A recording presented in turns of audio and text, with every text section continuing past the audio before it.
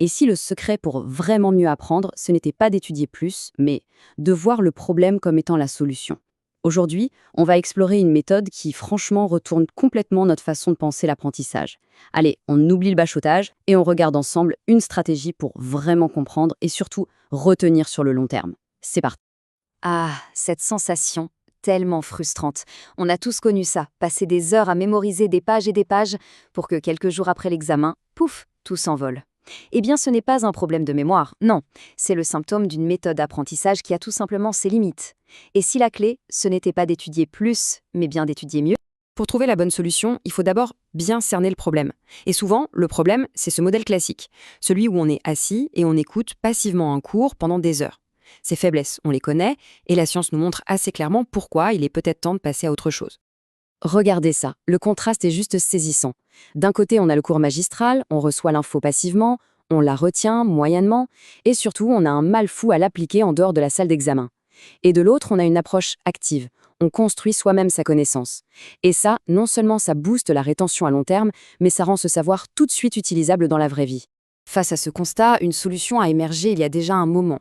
C'est une méthode vraiment puissante, validée par des décennies de recherche, l'apprentissage par problème, qu'on appelle aussi l'APP. Voilà la définition de référence posée par les pionniers de la méthode. L'idée de base, elle est simple, mais en fait, elle est assez radicale. On ne commence pas par la théorie, on commence par le problème. C'est le problème qui va créer le besoin de savoir et qui va guider tout le processus d'apprentissage. On change donc complètement d'objectif. Le but du jeu n'est plus de stocker un maximum d'informations, non. Le but, c'est de construire des compétences clés. Le raisonnement critique, l'analyse et surtout, la plus importante de toutes, la capacité à apprendre par soi-même pour toute la vie.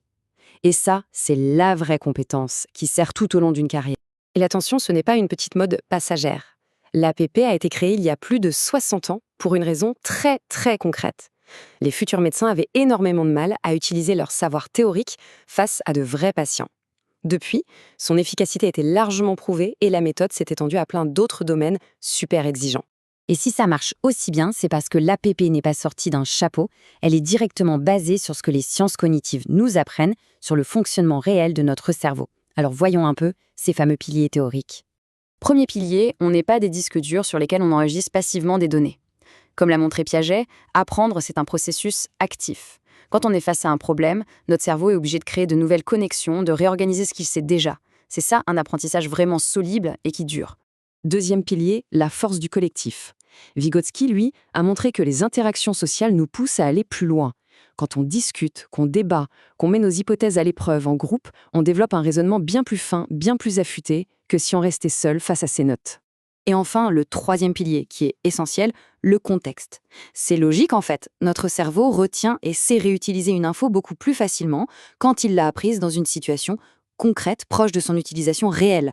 Apprendre la physique en résolvant un vrai problème d'ingénierie, c'est juste infiniment plus efficace que de mémoriser des formules abstraites sorties de nulle part. D'accord, la théorie est convaincante, c'est sûr. Mais en pratique, ça ressemble à quoi une session d'APP?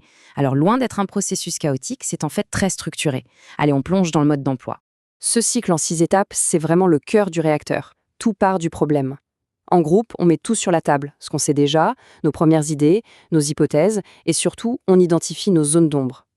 L'étape 3, celle où on identifie ce qu'on a besoin d'apprendre, elle est cruciale. C'est votre feuille de route. Un conseil, utilisez un tableau blanc ou un outil en ligne pour lister toutes ces questions. Ensuite, chacun part en mission de recherche de son côté, avant de revenir pour mettre en commun toutes les pièces du puzzle. C'est un vrai travail de détective en équipe. Et ça implique aussi un vrai changement de rôle pour l'enseignant. Il ou elle n'est plus là pour donner les réponses sur un plateau. Son rôle, c'est de poser les bonnes questions, de guider le raisonnement du groupe, de s'assurer que le processus reste rigoureux. En fait, il ou elle devient un coach, pas un conférencier. Bon, maintenant, parlons de ce qui nous intéresse le plus. Qu'est-ce qu'on y gagne vraiment? Quels sont les résultats concrets de cette méthode, ceux qui sont prouvés par la recherche? Là-dessus, la recherche est vraiment sans appel. L'APP est redoutable pour développer les compétences qui comptent le plus, comme le raisonnement et la capacité à résoudre des problèmes complexes. Elle crée un savoir qui dure. Alors, soyons honnêtes, pour du bachotage pur et simple, un cours magistral peut faire l'affaire. Mais la vraie question à se poser, c'est est-ce qu'on veut apprendre pour un examen ou est-ce qu'on veut apprendre pour la vie?